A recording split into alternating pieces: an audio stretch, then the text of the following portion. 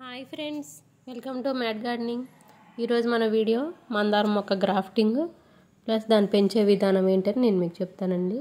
ఇదైతే 3 years above అయింది నేను పెట్టిన మొక్క. ఫస్ట్ స్టార్టింగ్లో చిన్న కొమ్మ ఉన్నప్పుడు గ్రాఫ్టింగ్ చేశాను. నేను ఇంకో కొమ్మ తీసుకొచ్చి దాన్ని గ్రాఫ్టింగ్ చేశాను. పెద్ద అయిన తర్వాత కూడా సేమ్ అలాగే మొక్క మొత్తం కూడా ఒక కలర్ పూస్తుంది. నేను గ్రాఫ్టింగ్ చేసిన కొమ్మ వరకు ఈ కలర్ పూస్తుంది, పింక్.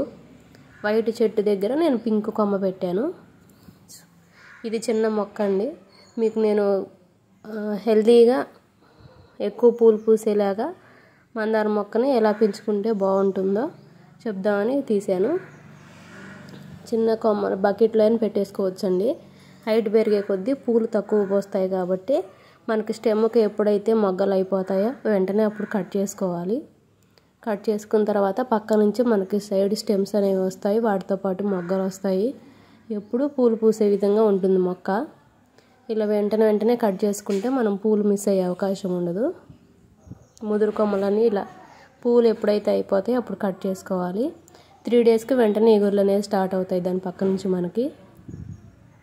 దీనికి వచ్చే మెయిన్ ప్రాబ్లం ఏంటంటే మీలీ బగ్స్ అండి. తెల్ల పురుగులు, చిన్న చిన్న పురుగుల్లాగా పూల దగ్గర కొమ్మల్లో మనకు కనిపిస్తూ ఉంటాయి.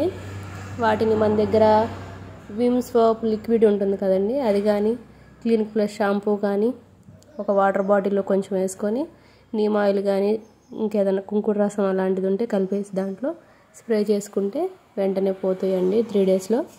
లేదా పులిసిన మజ్జిగలో కుంకుడుకాయ రసం కలిపేసి మనం స్ప్రే చేసినా కూడా ఈవినింగ్ టైంలో కానీ ఎర్లీ మార్నింగ్ టైంలో కానీ స్ప్రే చేయాలండి. ఎండలో ఉన్నప్పుడు స్ప్రే చేయకూడదు, ఇంకా వెంటనే పోతాయి. లేదా అది వాటికి కూడా పోలేదు అనుకుంటే మనకి టూత్ బ్రష్ ఉంటుంది కదండి, వాడి పక్కకు పెట్టేసింది, దాన్ని తీసుకుని కొమ్మకి దులుపుకుంటే పోతాయండి కంప్లీట్గా.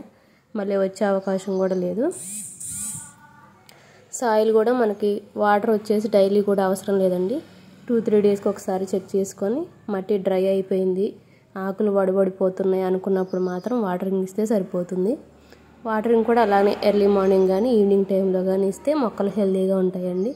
ఈ మొక్కనే కాదు, ఏ మొక్కకైనా ఆ టైంలోనే ఇవ్వాలి.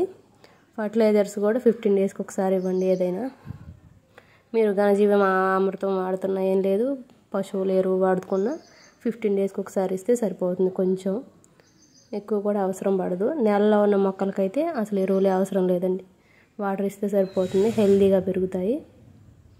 నేల వీలు కాని వాళ్ళ వరకు ఈ మాత్రం టిప్స్ ఫాలో అవ్వండి. థ్యాంక్స్ అండి. మీకు వీడియో నచ్చితే తప్పకుండా సబ్స్క్రైబ్ చేయండి, మీ ఫ్రెండ్స్కి షేర్ చేయండి. Thanks for watching.